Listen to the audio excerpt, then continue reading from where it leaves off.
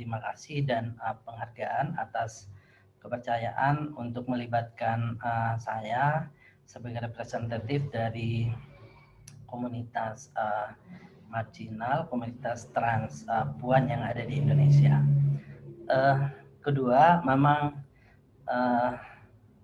komunikasi melalui media sosial dengan jarak jauh adalah suatu proses pembelajaran baru bagi kami yang gaptek, sehingga kami sangat berterima kasih dengan beberapa kegiatan yang melibatkan kami di media Zoom dan link medsos yang lainnya, kemudian memberikan sebuah pembelajaran untuk bisa berlatih. Terima kasih tentunya kepada ilmu komunikasi Unair yang dalam hal ini melibatkan kami, memberi ruang kami untuk belajar dalam sebuah media IT.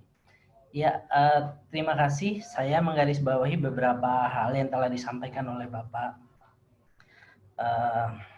Pak Wahyu sebagai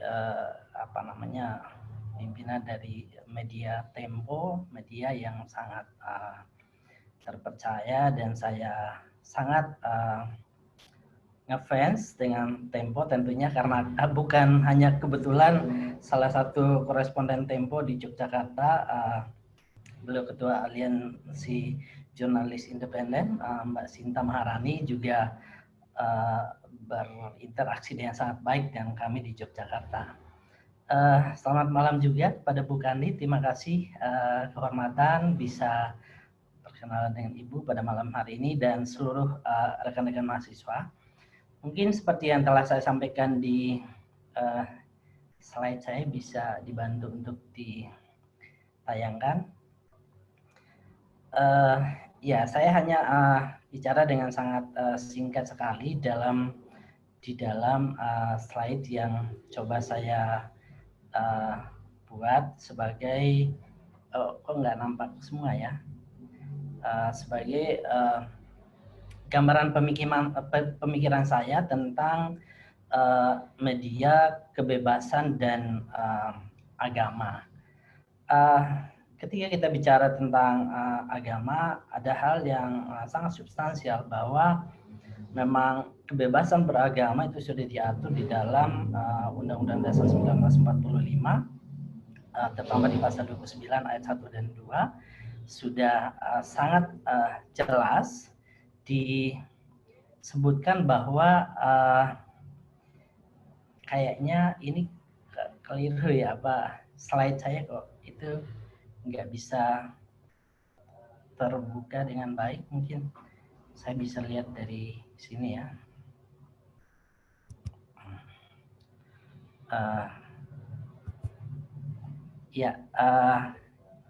Ada beberapa fakta di seputar kebebasan beragama, juga tentang media yang ingin saya garis bawahi. Yang pertama terkait dengan hak beragama adalah sesuatu yang paling mendasar dan hakiki di dalam konteks hak asasi manusia, seperti yang telah saya sampaikan di pasal 29 UUD 1945.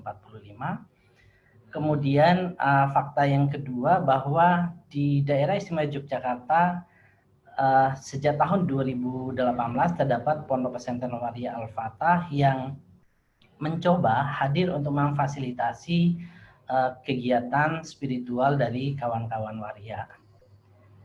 Kemudian pada bulan Februari tahun 2016, Pondok Pesantren Waria digeruduk oleh FCI atas tuduhan membuat fikih baru tentang Islam.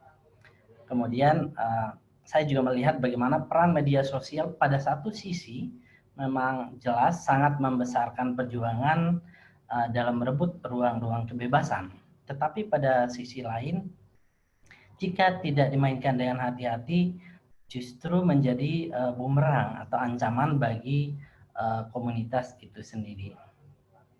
Nah, di dalam abstrak ini saya garis bawahi juga bahwa bicara tentang agama bagi komunitas waria tentu harus melihat aspek hak asasi manusia, mengingat banyak hal yang tertuang di dalam tekstual ayat-ayat suci yang mungkin boleh dikatakan kurang ramah atau belum cukup mengakomodir kebutuhan waria dalam aspek beragama. Karena itu dalam beberapa waktu terakhir ini kawan-kawan teolog mencoba melihat substansi agama secara kontekstual atau mencoba mentafsirkan ulang secara kontekstual, bukan hanya secara tekstual semata. Nah, kemudian kita lihat juga bahwa banyak peran media yang seperti saya sampaikan di atas itu justru bisa menebalkan stereotip atau bahkan menambah stigma dan diskriminasi terhadap kawan-kawan marginal, terutama sekali kawan-kawan waria. Salah satu contoh hal yang paling sensitif mungkin beberapa waktu yang lalu isu LGBT itu sempat naik, dan dengan naiknya isu LGBT ini memang menyebabkan satu hal berubah. Jadi kita seakan-akan melihat bahwa sebutan LGBT itu menjadi sebuah momok, sesuatu yang mengancam dan menakutkan. Nah, sebetulnya ini adalah sebuah perubahan makna yang melioratif, di mana oleh kami sebagai kelompok minoritas yang tersasar oleh sebutan ini tentunya akan menumbuhkan satu stigma yang kemudian orang akan mendiskriminasi, bahkan tidak jarang bisa menimbulkan kekerasan dan persekusi. Nah, ini penting untuk kita lihat bahwa ada beberapa hal misalnya yang terkait dengan media yang mainstream yang kemudian memunculkan gambaran tentang stereotip. Nah, gambaran stereotip inilah yang kemudian menempatkan kita pada sudut subordinasi, dan dengan seperti itu maka stigma, diskriminasi, kekerasan, bahkan persekusi itu akan kerap kali bisa terjadi. Kemudian apa yang kami lakukan pada saat ini di komunitas transgender khususnya yang ada di Yogyakarta. Pertama, kita coba untuk melakukan penguatan pengorganisasian pada community based organization untuk kawan-kawan transgender, termasuk salah satunya adalah Ponpes Waria Al-Fatah di Yogyakarta sebagai media atau sebagai tempat untuk meningkatkan spiritualitas kawan-kawan waria yang ada di daerah istimewa Yogyakarta. Kemudian yang kedua, kita juga melakukan pendekatan-pendekatan secara persuasif kepada pihak-pihak yang kami lihat memang lebih netral. Dalam hal ini ada LBH Yogyakarta, ada Aliansi Jurnalis Independen, ada jaringan ASP Kinasi, dan lain-lain sebagainya.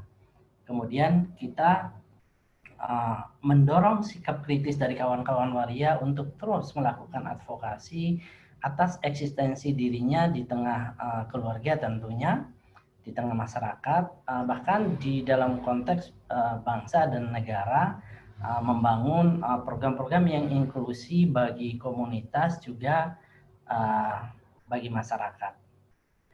Nah, ini adalah beberapa pendekatan persuasi yang kami lakukan melalui membangun kesadaran kritis komunitas dan membentuk lingkar inti advokasi. Nah, selanjutnya kita melakukan penguatan komunikasi eksternal terhadap semua stakeholder untuk menggalang empati dan keberpihakan terhadap isu-isu stigma, diskriminasi, dan kekerasan terhadap kawan-kawan transpuan. Kita ketahui bahwa menurut catatan dari Komnas HAM Perempuan, di 2 tahun terakhir ada sekitar 6 kasus kekerasan pembunuhan terhadap kawan-kawan waria dan belum bisa diusut tuntas secara hukum seperti itu. Kemudian kita juga menghimpun fakta dan data tentang kawan-kawan waria, bagaimana latar belakangnya, eksistensi mereka seperti apa, kemudian beberapa kebijakan yang represif yang terkait dengan keberadaan mereka coba kita himpun dalam sebuah data yang empirik, sehingga ini adalah situasi ini loh, potret kekerasan yang masih sering terjadi yang disebabkan oleh stigma, diskriminasi, dan subordinasi dari kelompok-kelompok yang biner. Kemudian kita juga melakukan pendokumentasian dan mengekspos tentunya kegiatan-kegiatan positif dari kawan-kawan untuk sebuah pembuktian bahwa waria adalah makhluk sosial yang memiliki solidaritas dan tingkat spiritual yang baik. Kawan-kawan waria di Pondok Pesantren Waria Al-Fatah misalnya, mereka selain ngaji di Pondok Pesantren untuk meningkatkan pemahaman mereka terhadap isi kandungan Al-Quran dan hadis Nabi, tentunya juga bagaimana mereka meningkatkan spiritualitas dengan cara mengimplementasikan nilai-nilai pemahaman yang mereka dapatkan di dalam pelajaran-pelajaran agama yang mereka dapatkan di sana, supaya mereka sekaligus ini loh adalah bagian esensi yang terpenting dari agama itu, bukan soal sekedar hanya masalah pengakuan atau masalah normatif atau kemampuan membaca Al-Quran dengan baik, memahami hadisnya, tapi jauh lebih penting adalah bagaimana dia mengimplementasikan nilai-nilai pemahaman itu ke dalam kehidupan nyata, dalam konteks dia hidup sebagai bagian dari keluarga, bagian dari masyarakat, bagian dari negara, dan sistem bisa mengakomodir mereka meskipun kelompok minoritas, tapi bagian yang sah secara de facto dan de jure sebagai warga negara Kesatuan Republik Indonesia. Nah,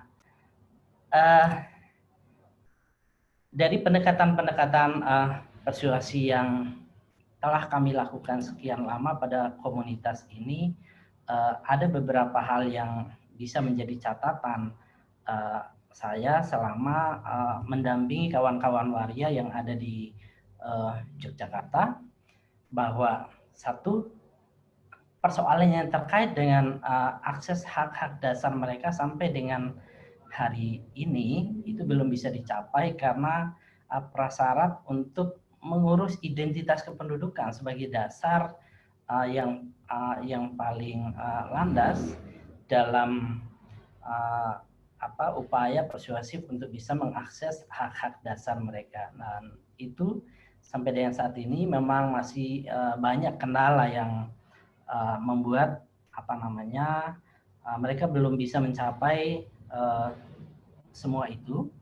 Kemudian yang kedua, karena basis pencatatan yang dilakukan oleh pemerintah itu berdasarkan data kependudukan, tidak berdasarkan fakta yang ada, bahwa ada banyak bagian dari masyarakat yang di pinggir itu belum sama sekali terdata, dan setiap kali ada bantuan atau upaya untuk bisa memberikan pemerataan keadilan sosial bagi mereka, itu aksesnya tidak ada.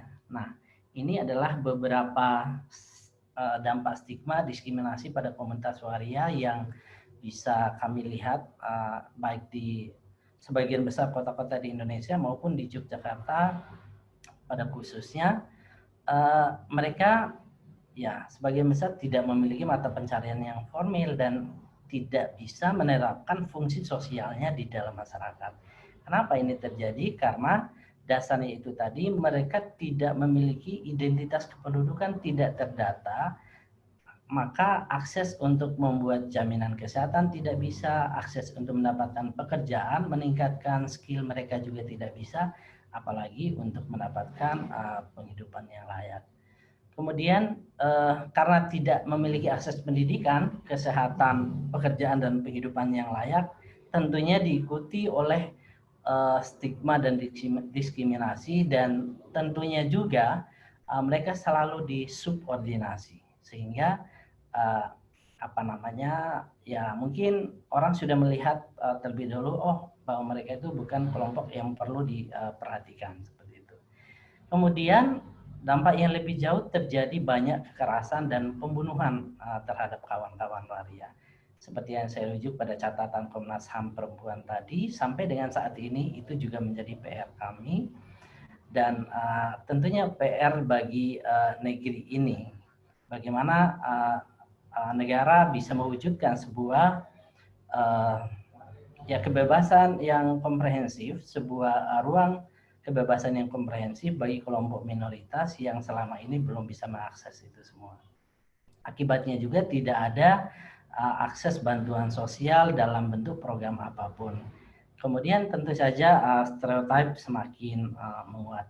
Nah, ini beberapa fakta ironis tentang waria di beberapa kota. Saya melihat, karena saya pernah tinggal di Surabaya, pernah tinggal di Jakarta, di Bandung, juga di Yogyakarta, saya melihat sebagian besar kawan-kawan waria itu tidak memiliki dukungan dari keluarganya.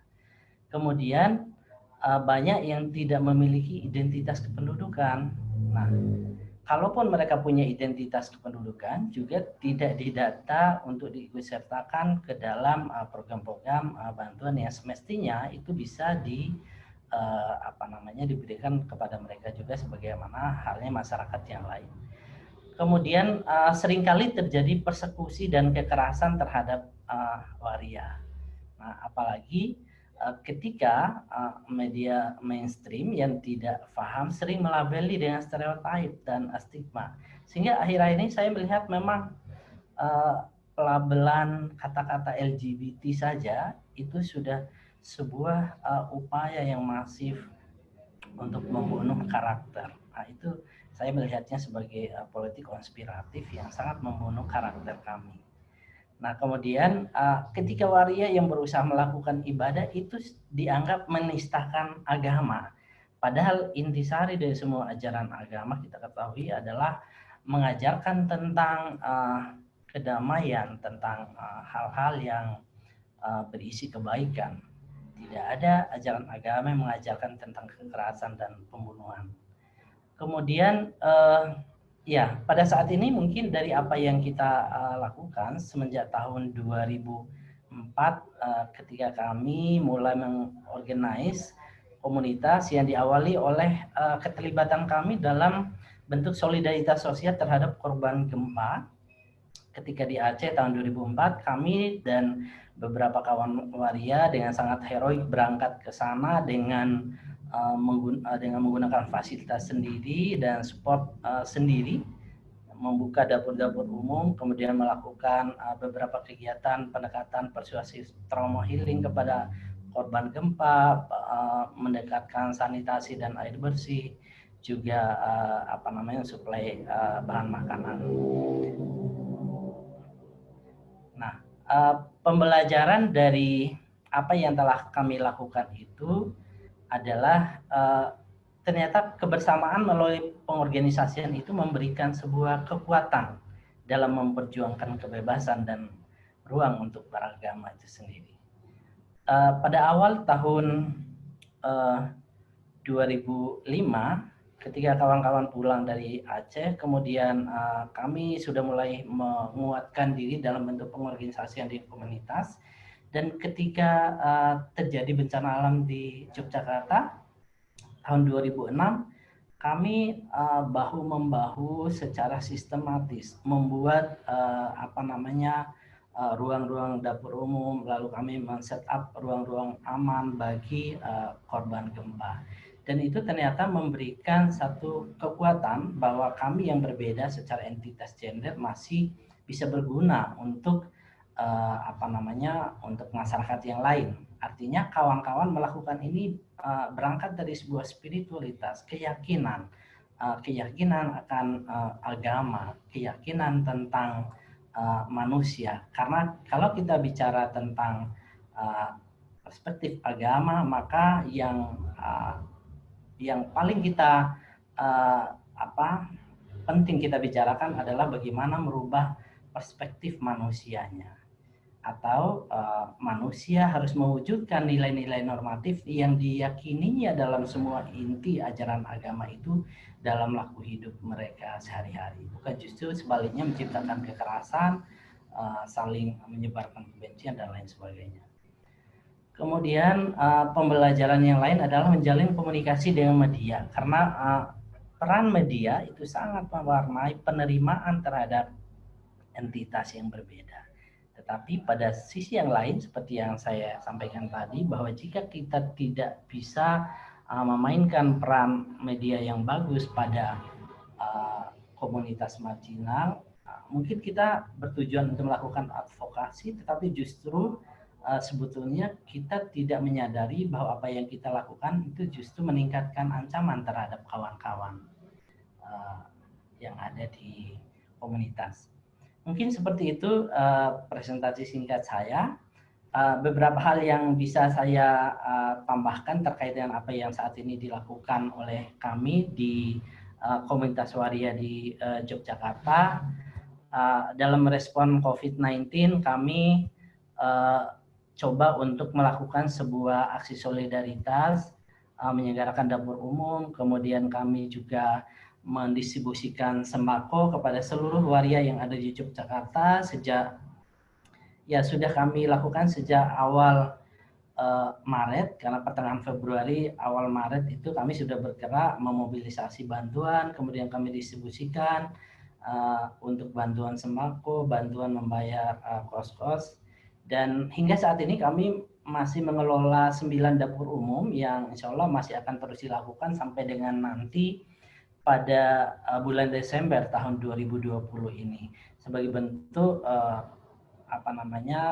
solidaritas atas bencana tanggap COVID di era pandemi COVID ini. Selain itu, kita juga mencoba untuk memberikan stimulan usaha kepada beberapa kawan waria yang masih tetap bisa survive dengan usahanya di tengah badai COVID ini. Nah, selain itu kita sudah menyusun protokol COVID bagi kawan-kawan, kemudian juga melakukan kerja-kerja kecil, misalnya membuat masker, membuat hand sanitizer untuk kebutuhan sendiri. Itu adalah beberapa hal yang sudah kami lakukan sejak pandemi COVID ini ada di Indonesia. Terhadap masyarakat umum, kita mencoba untuk membangun sebuah sebuah relasi inklusi sehingga masyarakat bisa melihat bahwa sebetulnya kawan-kawan waria ini adalah bagian dari keluarga, bagian dari masyarakat dan komunitas, dan tentu adalah bagian yang terintegral dari negeri ini. Ada banyak kalau kita tilik dari sisi historis, hal-hal yang belum bisa terdokumentasikan dengan baik, misalnya kawan-kawan bisu yang ada di Sulawesi Selatan itu adalah para pejuang yang telah gigih untuk menderma baktikan seluruh harta benda mereka untuk perjuangan negeri ini, kemudian mencoba bergabung untuk mempertahankan kemerdekaan ini, bahkan melanjutkan pembangunan bangsa ini. Tetapi kita ketahui sejak terbukanya keran demokrasi di tahun 98 yang diawali era reformasi, kemudian setahun kemudian lahir sebuah undang-undang yang melahirkan kebebasan hak asasi manusia dengan Undang-Undang Nomor 39 tahun 99, kemudian berurutan juga lahir Undang-Undang Kebebasan Pers Nomor 40 tahun 99. Dan itu adalah sebuah rangkaian perjalanan yang sangat panjang yang sebetulnya hingga saat ini proses reformasi itu harus kita kawal oleh seluruh bangsa ini. Dan tidak akan bisa tercapai jika kita masih terus saling mencari celah untuk bisa menekan pihak-pihak lain yang telah diberikan ruang kebebasan masing-masing, tentunya kebebasan dalam konteks yang bertanggung jawab sebagai bagian yang terintegral dari NKRI yang berbineka tunggal ika. Mungkin itu dulu dari saya, nanti kita akan tambahkan di sesi diskusi.